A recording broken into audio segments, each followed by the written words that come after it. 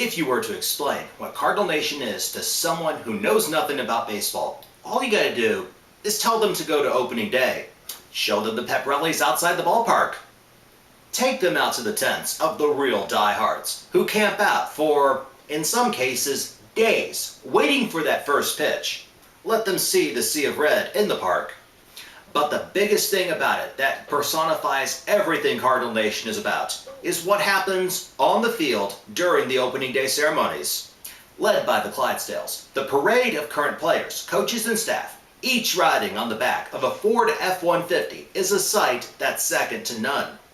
But the most special moment is when all of the living Cardinal Hall of Famers come out, sporting their Cardinal red blazers, linking the present to the Cardinal teams of yesteryear.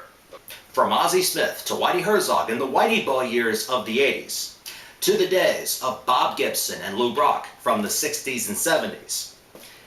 There's the ageless Red Shandies, and the biggest thrill of the day is always an appearance by the greatest of them all, Stan the Man Musial. And by the way, he still looks great at the age of 90. He's coming off a new level of popularity after receiving the Presidential Medal of Freedom back in February. Seeing the generations of Cardinal legends, as well as the 45,000 plus who packed Busch Stadium, and the millions more who were either watching it on TV, listening to KMOX, or following the countless updates on Twitter and Facebook. This is what Cardinal Nation is all about. Now, as for the current version of the St. Louis Cardinals, well, things got off a little shaky, and that's actually an understatement. I'll have it all next in this episode number 3 that's entitled Honkin for Jaime.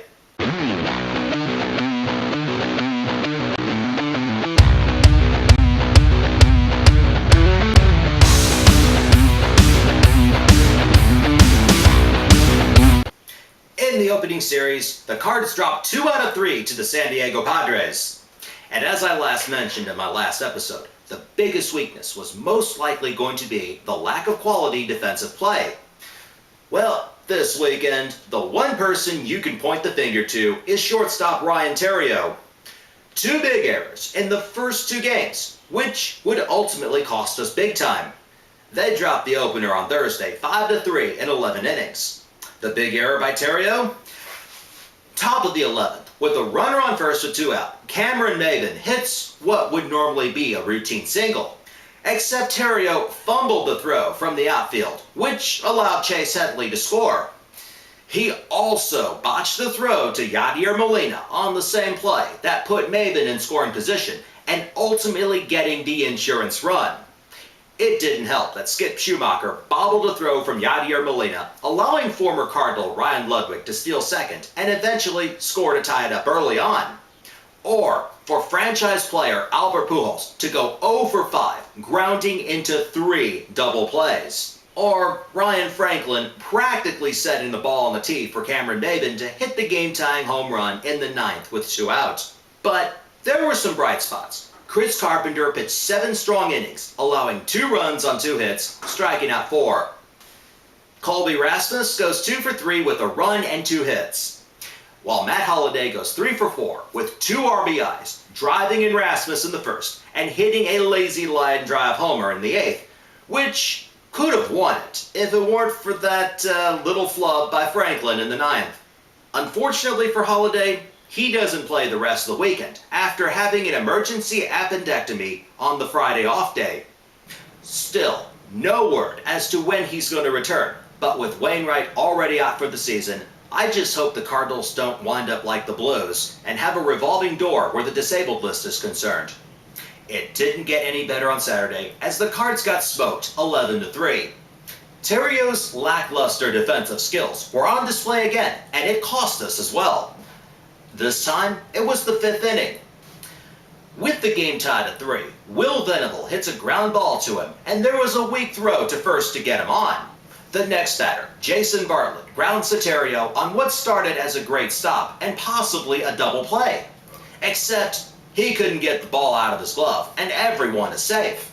It didn't help by this point. Jake Westbrook couldn't find the strike zone to save his life. After intentionally walking Brad Hoppe to load the bases, he walks Ludwig, and there's the winning run. Yeah, Chase Headley singles after that, scoring 2 more, and Westbrook is pulled in favor of Jason Mott. Oh yeah, it gets worse. Cameron Maben doubles in Ludwig. Nick Hundley was intentionally walked to load the bases once again. He even walks the pitcher, Clayton Richard, on 4 straight pitches to bring in yet another run. By the time this inning was over, what was once a close game is now completely out of reach at 9-3 in favor of the Padres. Headley hits a 2-run shot off Mitchell Boggs, which probably should have been pulled in the 8th, but it didn't really matter at this point. The only good part of this one was the 2-run hit by Alan Craig in the 1st, who, by the way, happens to be filling in for Matt Holliday. And Albert Pujols had his only bright spot of the weekend with a solo shot in the 3rd inning. And yesterday, with the Cards facing getting swept to open the season for the first time since 2007, they pull it out and win 2-0. The difference? They actually played better fundamentally. They also get some clutch hitting in this one. In the 5th, Lance Berkman singles. Then he advances on a wild pitch. Rasmus sacrifices the 1st, getting Berkman to 3rd, and Molina singles down the middle to get the Cardinals that 1-0 lead. Now, if Yadi can only wash that giant thing off his neck, he'll be okay. Now, the biggest story in this one happens to be that of Jaime Garcia. He was on his game, proving that what happens in spring training means absolutely nothing. He goes the distance, and he gets the shutout. Gives up 4 hits, walks 2, and strikes out 9, all with only 102 pitches thrown. There were a couple of scares out there. The first one was in the 6th inning, with the bases loaded and 1 out. But he did manage to get Ryan Ludwig to line out to Daniel Descalso, which in turn tags 3rd for the double play. The other in the bottom of the 8th. I'm not gonna lie, I was getting a little bit nervous when David Freese was in the on-deck circle, appearing to be pinch hitting for him. And to top that off, Ryan Franklin was in the bullpen warming up. But get this, Le Genius actually came to his senses, let Jaime stay in to bat for himself, and finish what he started. Oh, and Terrio redeemed himself, getting an RBI single in the 8th, giving us a much desperately needed insurance run.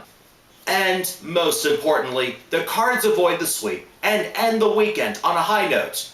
And as things settle down, several things I noticed that need to be addressed to ensure long-term success for the team this year. First, Terrio and Schumacher desperately need to do some more fielding drills before the games. I think all of you are going to agree with me on this one.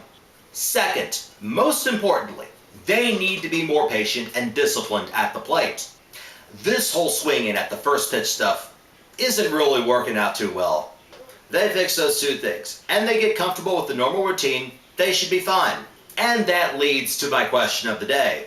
Which Cardinal is most likely to have a breakout year? Let me know what you guys think. Submit your answers, comments, questions, and responses in the comment box below. Like, subscribe, and follow on YouTube and Twitter. I'm CardsFaninBigD on both. Cards host the Pirates for 3 games starting tonight. And the pundits on the MLB Network, ESPN, and every other national media outlet are saying the Pirates are actually a team on the rise. But then again, haven't they been saying that for the past 19 years? Well, for what it's worth, they did take 2 out of 3 from the Cubs over the weekend. Well, it should be a fun week of baseball. Till next time, go Cards!